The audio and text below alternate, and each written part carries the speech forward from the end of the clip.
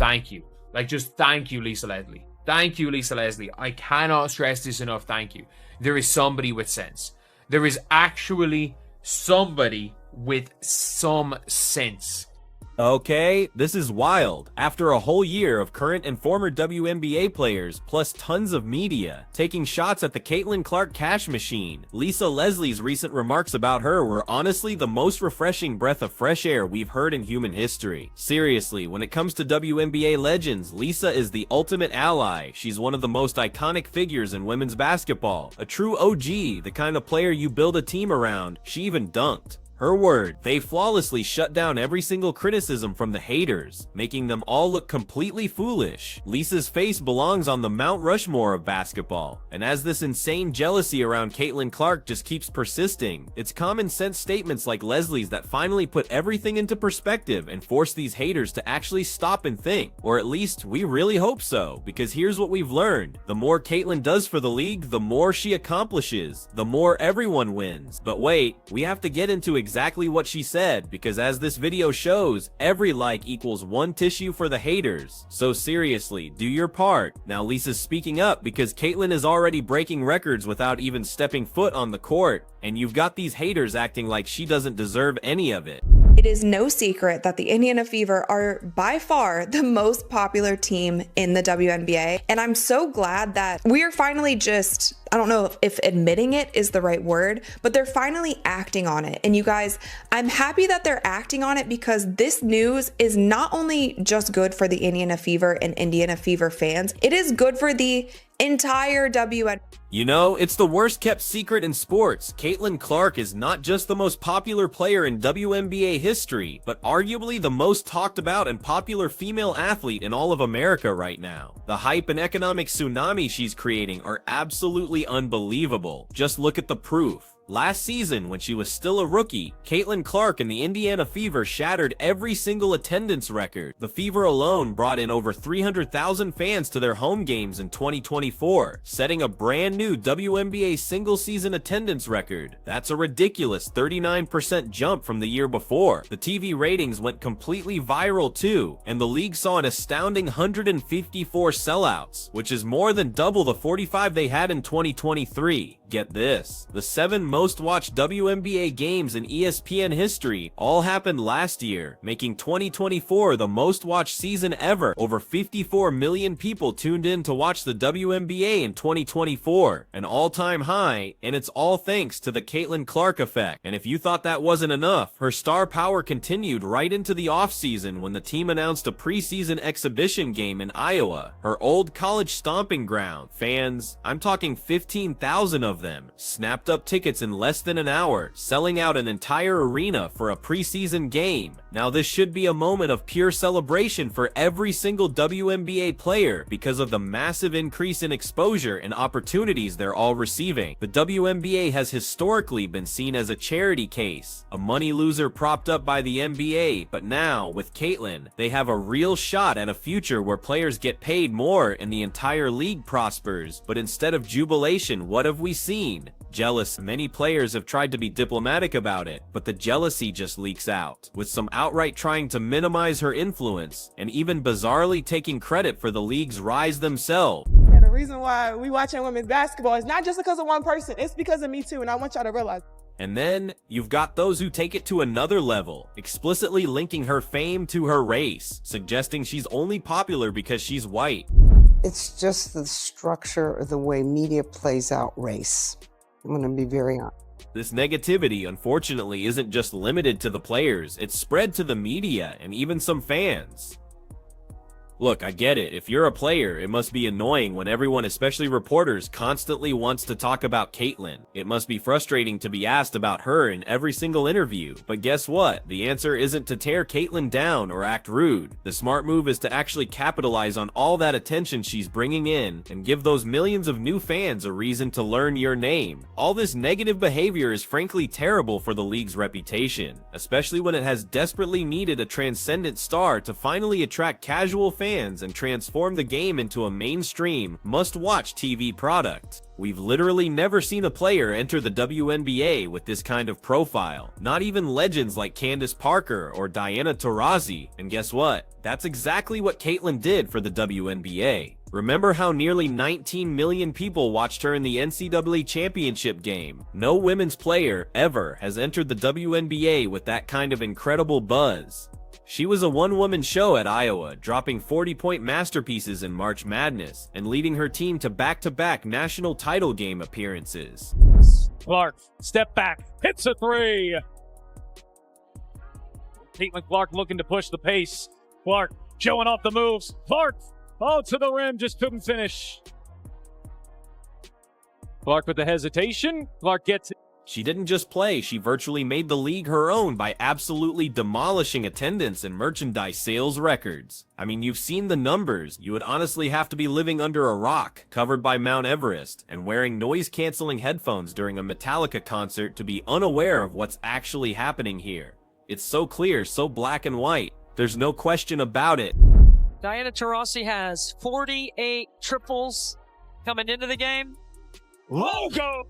Not only did Caitlin Clark absolutely live up to the hype, but get this, she also shattered WNBA records for single-season assists and points by a guard. She averaged almost 20 points per game for the entire season and led Indiana to their first postseason appearance since 2016. For all those people who questioned whether her unique style would even translate to the professional ranks. Oh, it absolutely did, and she plays with this confident swagger that very few can even match. So, yeah, in addition to being insanely popular, Caitlin Clark is the real deal on the court, period. Are today, 20 points, 8.4 assists, 6 rebounds. That's crazy. But 5.6 Those are hell of a number. Those are hell of a number. But to me, that's not dominating. Yeah, it's only not dominating because she's a... However, it seems that certain members of the WNBA community just cannot handle it. It's clearly too much for their egos, and they feel it's unfair that they never achieved mainstream fame despite their immense talent. What's crazy is that the WNBA recently announced its national broadcast schedule for the upcoming season, right after 6 WNBA teams actually moved their home games against the Fever into massive NBA arenas. And here's the hilarious part. Some of them openly refused to acknowledge that it was due to Caitlin Clark. The Atlanta Dream's owner, for example, even blamed a totally generic scheduling conflict at their usual arena, which was then magically resolved by moving to a gigantic 16,000-seat NBA venue. This, my friends, is Caitlin's latest example of this baffling jealousy. Such star power on those teams, it's really no surprise they're atop the list for the most games available for you to check out on a national scale. The Fever, they lead the league with 41 games here, followed by the Aces 33, the champion Liberty at 32. Caitlin Clark and the Fever are now setting another WNBA record with an incredible 41 national TV games. That's 9 more than the reigning champion Liberty and 8 more than Asia Wilson's Aces. And here's why that's no surprise. Nobody, and I mean nobody, watched any of Caitlin Clark's games last season. Just kidding. Her playoff games alone drew 2.5 million viewers, which is more than even the WNBA finals have seen in recent years. This isn't some secret information. Everyone knows it, and the teams and broadcasters are now making it crystal clear with their actions. This is an absolutely incredible opportunity. The Fever have an amazing team now, thanks to some blockbuster free agency signings. They've added veteran stars like Natasha Howard, a 3-time champion and former Defensive Player of the Year, and Brianna Turner, a shot-blocking defensive specialist. Plus, they picked up Sydney Carlson, a shrewd 2-time champion who brings serious leadership, and Dan Annabona, a 6-time All-Star and 2-time WNBA champion. This season, we're gonna see the brightest spotlight not only on Caitlin, but on the entire league. They even traded for sharpshooter Sophie Cunningham, who's renowned for her tenacity and swagger, and she put it perfectly, Indiana isn't playing around. They went from rebuilding to looking like a contender on paper, and now they have 5 All-Stars on the roster. Boner, Clark, Howard, Aaliyah, the 2023 Rookie of the Year, and Kelsey Mitchell. Fans are going to be incredibly invested in this team, and the quality of play will skyrocket with Boston, multiple champions, and and a deep bench. But here's the crazy part. As soon as this news broke, the very players who stand to gain from all this increased visibility, including one of the league's top stars, immediately started voicing their displeasure. I'm talking about Nafisa Collier, who just led her team to the WNBA championships and even won MVP of her own unrivaled 3-on-3 Summer League. When asked about Caitlin Clark's 41 TV games, ESPN's initial response was this. I think it's two things. I mean, obviously people want to watch Caitlin play, and so you have to put the people on TV that people want to see. But at the same time, like, there's stars all over the league, and you want good basketball as well. Obviously, Indiana, especially like with their free agents, they're gonna be a great team. But to not have the defending champs on TV more, I think it's a little crazy. Yeah, that's what they said. Now, before we get back to Lisa Leslie, who handles this topic with much more grace, I'm gonna go on a little tirade of my own. Nafisa Collier is actually on the WNBPA Players Executive Committee, meaning she's actively lobbying for higher earnings for players. So she should realize that superstars are absolutely essential for a league's expansion. She even tried to sign Caitlin Clark for a whopping $1 million to play in that unrivaled league, which tells you she understood Caitlin was vital to its success, so why make that offer if she wasn't? But Caitlin rejected it like Dikembe Mutombo blocking a shot, and unrivaled. It had just mediocre viewership. Sure, there was some initial buzz, but it often struggled to reach even 100,000 viewers. It was fine, but nothing to brag about, and definitely nowhere near the Caitlin craze. Despite having all that talent and star power that Collier keeps saying needs to be featured, she literally had the majority of the league's best players playing in unrivaled, but guess what? It still wasn't enough to make a real difference without Caitlin.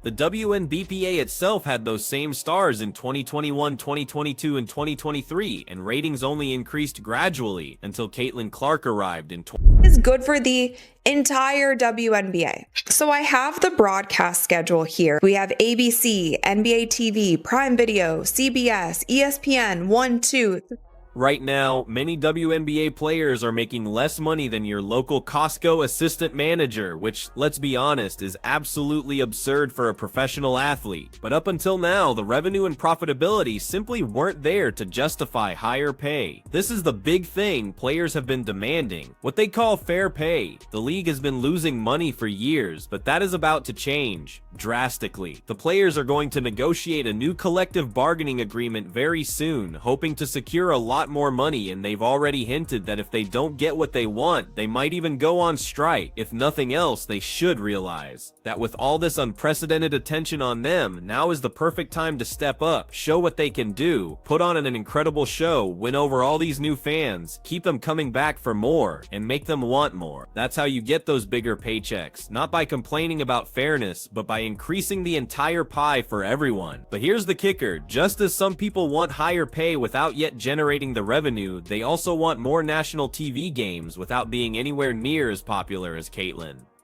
Okay, after that tirade, let's finally return to Lisa Leslie before I completely lose it. When asked about Caitlin Clark's massively improved TV schedule in a recent interview with USA Today, Lisa gave an A++ response, one that you should honestly pause, replay, memorize, and repeat to absolutely everyone who asks.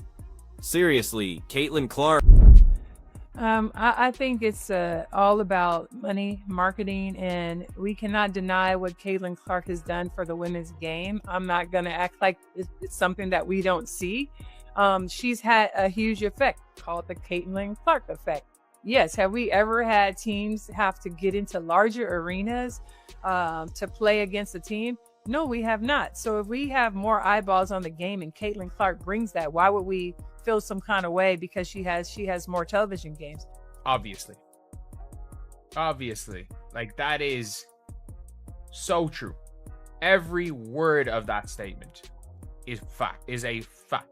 What she said is a masterpiece, something that should be hung in the Louvre. But Lisa wasn't finished there. She went on to discuss the incredible effects of the Caitlin Clark effect on all players, something I think every single player can see with their own eyes. Yet, so many refuse to acknowledge it, because they'd rather stomp their feet and plug their noses while Caitlin literally brings home the bacon for everyone. I mean, she's absolutely right. Why in the world would you ever be upset about more people watching your sport? It just doesn't make any sense.